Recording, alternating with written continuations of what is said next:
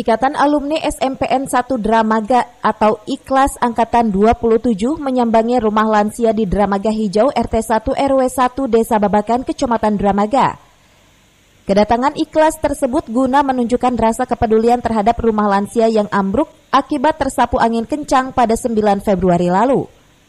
Dari hasil donasi Ikhlas Angkatan 27 yang langsung diberikan kepada lansia untuk keperluan sehari-hari dan bahan material, kini lansia tersebut hanya bisa pasrah tinggal di ruangan bekas dapur yang rawan ambruk kembali atapnya.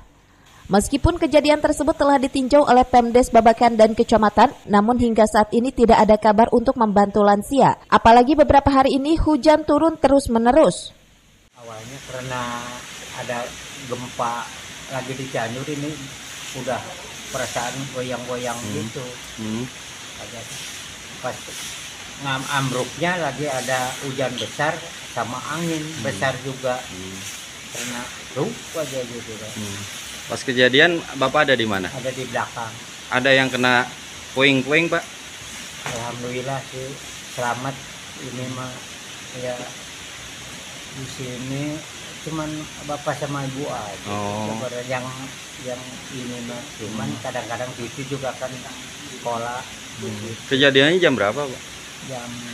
Kira-kira jam 2 lah. Jam 2 pagi. Iya, tengah malam.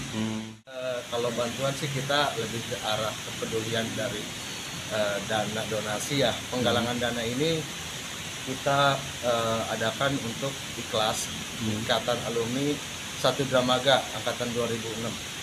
Kenapa dibantu kepada Bapak Mamat? Kebetulan pertama kita juga lebih ke arah sosial ya.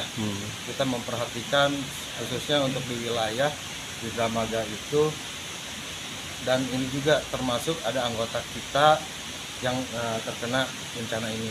Kebetulan keluarganya dari alumni juga. Ya betul, salah satunya itu adalah anggota kita adalah Om Arudin, itu anggota dari Ikhlas. Diharapkan pemerintah cepat tanggap untuk memperbaiki rumah lansia yang ambruk akibat terkena angin. Pasalnya untuk hidup sehari-hari masih kekurangan, apalagi untuk memperbaiki rumah. Dari Dramaga, Kabupaten Bogor, Iman Abdurrahman melaporkan.